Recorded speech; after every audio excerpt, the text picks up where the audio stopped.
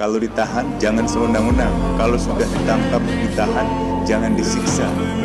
Dan kalau memang sudah ditangkap dan seterusnya, jangan diperlakukan dengan cara-cara yang merendahkan martabat manusia. 3 orang ini berada di lokasi-lokasi yang cukup kritis.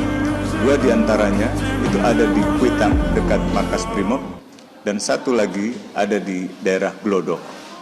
Besar kemungkinan mereka ada di tengah peristiwa Praharat Agustus tersebut.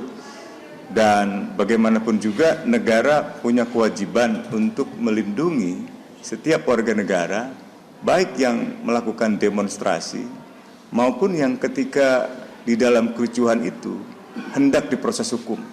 Katakanlah di dalam demonstrasi terjadi kekerasan. Katakanlah kekerasan itu terjadi dilakukan oleh aparat maupun oleh warga. Negara punya kewajiban untuk memproses hukum mereka dengan kaidah hukum yang benar yang menghormati hak asasi manusia.